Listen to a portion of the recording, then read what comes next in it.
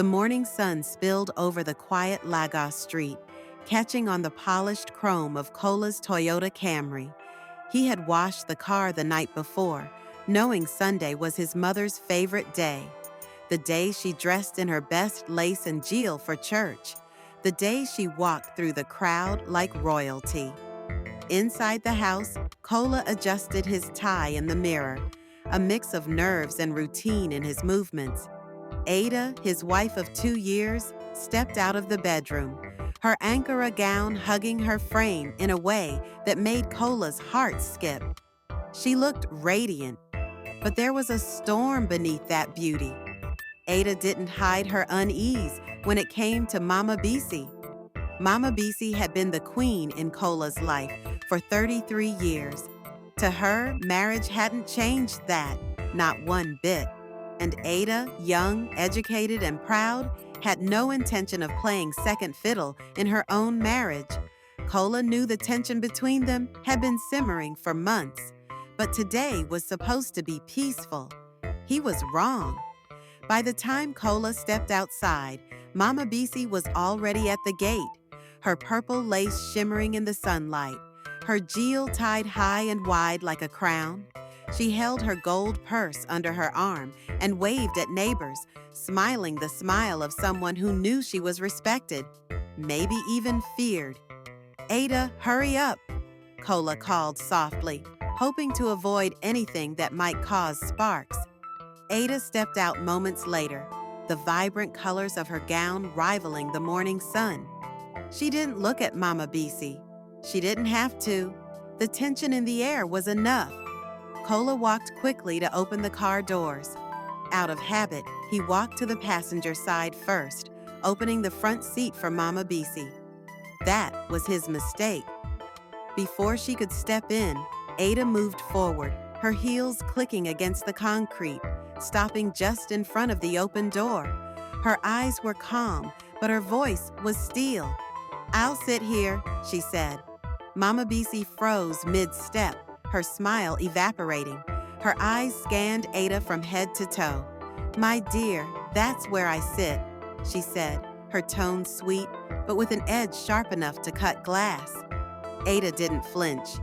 "Yes, Mama, but I'm his wife. This is my place." Kola's throat went dry.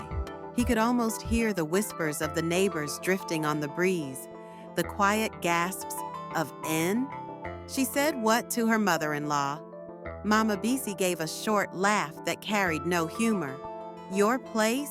I've been sitting in this seat since before you were born, since before you even knew this family existed." She took a step closer, her perfume heavy in the air. "You will not teach me my place in my son's life." The street felt like it was holding its breath. Somewhere, a pot of plantain fried in oil, the smell twisting into the tense air. Ada adjusted her headscarf and stepped slightly to the side, not moving away from the door, but enough to stand her ground without looking confrontational. "Mama, I honor you, but being your son's wife means I ride by his side, always."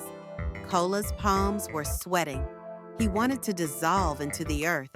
These were the two most important women in his life, and they were standing inches apart, locked in a silent battle for territory. His mind raced back to the day Ada had confided in him about another incident, one he had brushed off at the time. 3 months ago, they'd gone to pick up Mama Bisi for a wedding. Ada had been in the front seat, but as soon as Mama Bisi got in, she'd leaned forward and said, "Ada, you don't mind sitting at the back, do you? I'm not as young as you. My knees can't fold there." Ada had moved, smiling politely, but later that night, she'd cried quietly in bed. She hadn't just been moved to the back seat, she'd been pushed to the background, and here they were again. Kola looked at his mother, regal, proud, a woman who had worked 2 jobs to send him to school. He looked at Ada, beautiful, fierce, the woman who stayed up with him through his hardest nights, the one who had left her own family to build a home with him. The car's open door felt like an altar, and whoever sat there would be the chosen one. Finally, Kola spoke. "Mama, Ada, his voice cracked. This isn't just about a seat. It's about respect, and both of you deserve it. Mama Bisi tilted her head, waiting. Ada will sit in front, Kola said softly.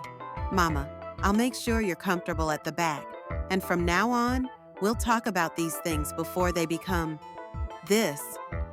The words were careful, but they landed like a stone in still water. Mama Bisi's lips tightened, but she stepped back. Without another word, she opened the back door and sat down.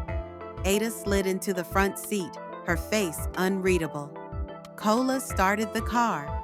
The ride to church was silent, each person looking out their own window. But in Kola's heart, he knew this was only the first round. Because between the wife and the mother, the front seat wasn't just about where you sat. It was about where you stood in his life.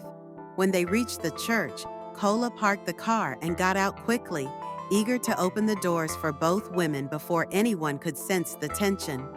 But as Ada stepped out, she noticed something unusual. Mama Bisi wasn't walking toward the church entrance. She was standing beside the car, her eyes fixed on Ada. Ada, she called softly. It wasn't the sharp, commanding tone from earlier. It was the voice of a mother who had lived long enough to know that pride could build walls higher than love could climb. You're his wife, Mama Bisi said slowly, her gaze steady. That seat will always be yours. But never forget, before you, I sat there through storms you never saw. I held him when he was small. I prayed for him when he was lost. That's a seat I will always own in his life. Ada's lips parted, but no words came. She simply nodded. Kola stood frozen, watching the two women, his world, take slow steps toward each other. They didn't hug, but in the quiet exchange of glances, something shifted. The front seat war was over. The deeper truth remained. Positions in a car can change, but positions in a heart are permanent.